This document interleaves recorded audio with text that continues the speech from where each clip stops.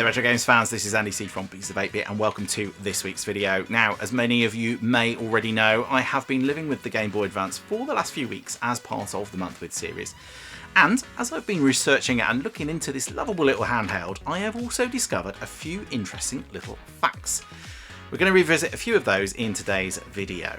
So, the GBA, one of Nintendo's most loved handhelds, but it is also one of the weirdest because behind the iconic games and the tiny little screen, there are some genuinely surprising things that people either forgot or never knew in the first place. So from watching movies to scanning trading cards to hardware tricks that made it two consoles in one, this video will reveal 10 surprising things you didn't know about the Game Boy Advance, or maybe you just forgot. Let's get into it.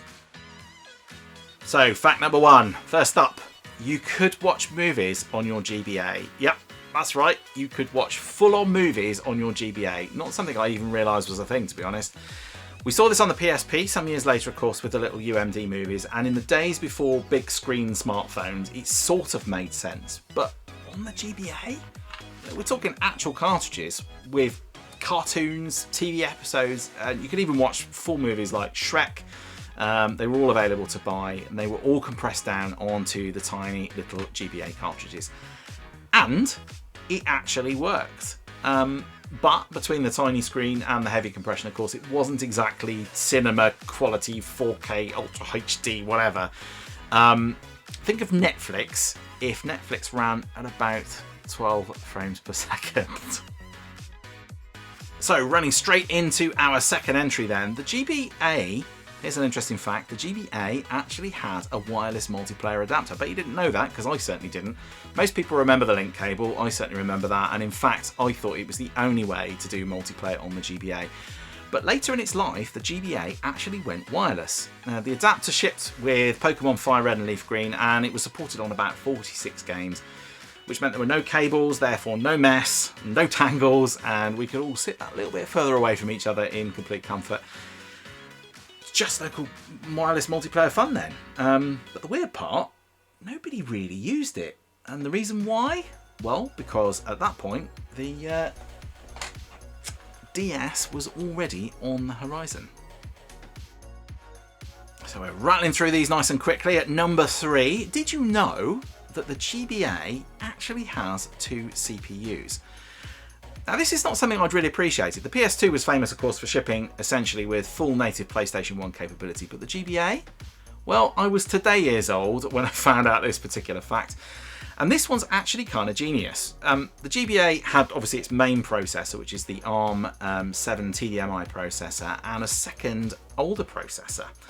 Why? Well, it was so that you could run original Game Boy and Game Boy Color games natively, so not emulated, actual hardware compatibility built out the box. And you remember me talking about the fact that I thought the Game Boy could be perhaps a SNES too.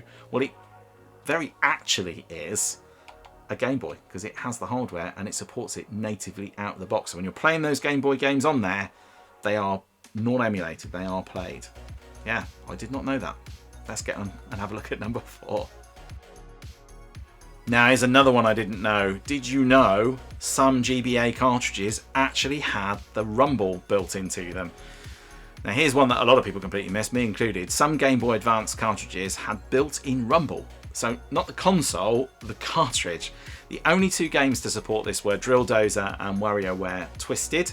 And they actually included a tiny little motor inside the cart, which meant that when something happened in the game, then your entire console would vibrate. So this is kind of wild when you think about it, because the GBA itself had no vibration support at all. So developers would need to build it straight into the game itself. Now, of course, there was a bit of a downside. Unsurprisingly, it made the cartridges a bit bulkier and a bit heavier, and it absolutely, so I am reliably told, that it chewed through your batteries.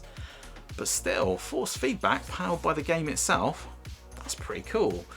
And honestly, for something that small, I'm reliably informed that it worked surprisingly well. So please do let me know in the comments below, actually, your opinion on this one, because it's not something I ever even knew was a thing, let alone experienced back in the day. So let me know if you played either of those games and what the Rumble experience was like. Let's move on to the next weird fact about the GBA. Well, actually, it's not that weird, and it's probably not that surprising, this one. But for those of you who own the original GBA, this one, you will know that the screen on this thing was pretty flipping awful. If you had the original GBA, you will remember that there was no backlight, as in no backlight at all, which meant that if you weren't sitting directly under a lamp, then you just weren't playing anything. It just wasn't going to happen. So it led to a lot of weird and wonderful accessories, and we also had things like the worm lights and the magnifiers. Overall, a bit of a nightmare, and that was until, of course, the Game Boy Advance SP came along and saved the day. Yeah, well, what could have been? Could have been quite bad, is what could have been. And we won't even talk about the AA batteries on the original one. Again, something else that was solved by the SP. Right, let's have a look at the next one. So, next up, by today's standards, not that impressive. But for back then, well, the cartridges were tiny. They were teeny, teeny, tiny. Compared to older Game Boy carts, which are like this, and even more against obviously the SNES cartridges, GBA cartridges were actually pretty small for the time, which was fantastic for portability, of course, but terrible if you were a kid because they were easy to lose, incredibly easy to misplace, and basically invisible if they were lost in a messy room. And we all had that one game, didn't we? That one game that we never ever found again. Show this one. Yeah, they were really small, but they were really cool. I liked them. They were kind of cute. And yeah, I mean, obviously by today's standards, you know, when you're looking at a DS cartridge like this, you know, nice and thin like that, well, these are just easier to lose, right? I lost most of my Vita games. In a little tiny pack, and even the pack that they were in was so small I lost them. So sometimes smaller, not always necessarily better, but for portability, yeah, they were great. You could carry loads of these things. They weigh nothing. Absolutely fantastic. Yeah, let's look at the next one. Next one's a bit more of a disappointment, I think, but let's go and have a look anyway.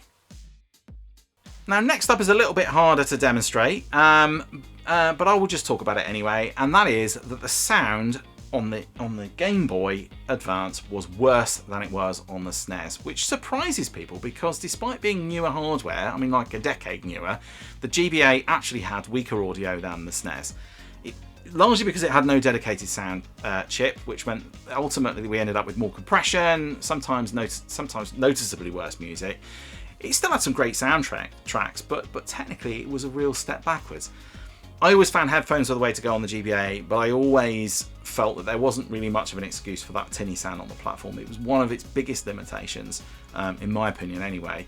I always felt the sound was better on the SP, but that's probably down to speaker placement rather than there being any kind of material improvement in the capability of the actual sound hardware itself. So yeah, that was a bit of a disappointing one, that one. I kind of... Yeah, I always found the sound a little bit rubbish on the Game Boy Advance, but you know, its portable nature, well, maybe it was a little bit forgivable. We certainly saw that improved on the DS and other platforms like the PSP and the Vita, things like that later on. But yeah, to start with, not that great. And here's another one that's a little bit disappointing as well. Did you know that some of the SNES ports were actually downgraded to work on the GBA? So the GBA got loads of SNES ports, right, but they weren't always perfect. Take games like Donkey Kong Country or Super Mario World. You'd probably see brighter colours, and that was largely to compensate for the screen, but obviously we had that audio downgrade as a result of the limited audio technology and quite a few missing visual effects. They were still very impressive, but not quite the one-to-one mapping that we expect. And let's not forget, and we probably should, some ports were really bad. Check out my SSX on GBA review on the bit between from earlier in this week. A truly awful transition from console to GBA. To be fair though, it wasn't a SNES game. It was a PS2 and Xbox and GameCube game. But yeah, needless to say, a pretty dire port nonetheless. Right, let's have a look at our next one. And here's the interesting one. This is an interesting one, and one that I didn't know about. The e-reader was way ahead of its time. Wait, what? There was an e-reader? This thing was wild. And I didn't even know it existed. You basically had an e-reader which plugged into the cartridge slot of your GBA. It would let you scan physical paper cards. And they used an LED scanner to read these encoded data printed as dot code things. And you could buy various cards for different games, and if you're into your Pokemon, you would get them if you purchase your Pokemon game at a Pokemon Center, for instance. And it would unlock things like mini games and levels, bonus content. It was basically DLC, but in physical form. Probably, I guess, a little bit analogous to Amiibo, but decades before, I suppose. Way ahead of its time, and maybe a little bit too weird to catch on in most territories, which is why very few people remember it. In Japan, it was available for over 7 years, from 2001, and there was an e-reader plus appearing a couple of years later. Had pretty good success there, but in most other territories, we only ever really saw it for a couple of years, and it never really caught on. So yes, that was a weird one. I had no idea that that was a thing, but yeah, I'm not sure whether... I don't see how I would have necessarily got into that if I knew it even existed, for that matter. Right, let's have a look now at our last fun fact, weird fact, whatever you want to call it, about the GBA. Right, finally, let's talk about the advent of the Nintendo DS. Now, here's something a lot of people didn't realise. The Nintendo DS wasn't actually meant to replace the Game Boy Advance.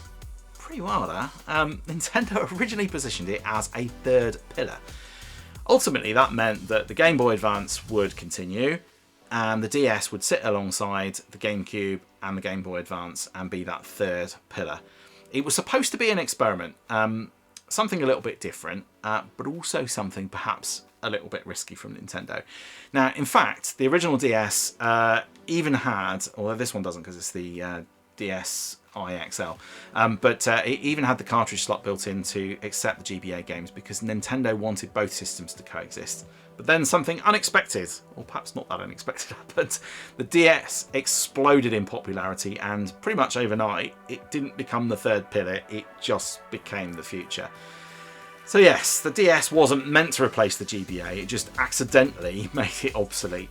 But thanks to its backward compatibility, the fantastic game library from the GBA was able to continue on this new platform for years to come, and you didn't need to own a GBA to do it. So yes, that was a particularly interesting one. I seem to recall that being the case back in the day, that the idea was that you didn't need to replace your GBA with your DS, you just bought both. But yeah, the rest is history, so they say. So let's go and grab my final thoughts on that, and yeah, we'll wrap up the video for this week.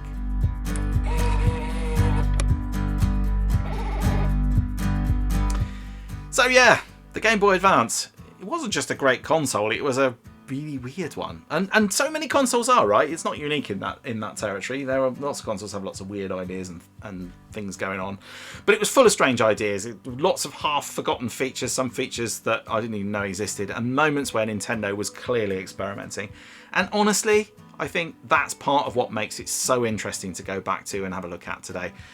Let me know in the comments which of these surprised you the most, and more importantly, what's your favourite GBA memory. And also, if there's any other weird and wonderful facts that perhaps I have missed off my list. Yeah, it's been quite interesting. It's been an interesting month living with this console for sure. I have really enjoyed looking at it. But yeah, hope you found that interesting. It was a bit of a quick rattle through, so a nice short video for you this week. Like I said, I hope you found that interesting. But yeah, let's just wrap up then. So coming up in the channel next week will be the final outing for the GBA. So I will be doing a wrap up of what it has been like to live with for the last month. I have also got a racing challenge to do, I think. I don't know whether that's going to be up in the next week or not. Not sure. It depends whether I get to it or not. There will be one more game on the bit between. I did say that I was contemplating doing a live stream. It never really happened. So if you were watching the channel and thinking, I'm sure Andy said he was going to do a live stream, apologies for that. I do want to do it at some point. There's just a lot of stuff going on at the moment in my life, which is making it difficult to actually nail down a time to do it. But yeah, at some point I will get round to it. That is the hope, at least. So yes, yeah, that is all that's coming up in the channel. So yeah, if you enjoyed this video, or any of my videos for that matter, please do hit that like and subscribe button. I am like outrageously close now. Like I need a few more people to get to 1,000, which is a really big milestone for any kind of small YouTube channel. It's huge. So if you feel generous and you want to hit that like and subscribe button, well, hit that like button to say you like the video, but hit that subscribe button if you want to stay tuned to the channel, and hit the bell icon if you want any notifications for any new content coming up. I would really appreciate that, of course. But yeah, that probably just leaves me to say thanks all for watching. Please do all take care of yourselves. I will see you in the next one. Yeah, until then, bye for now.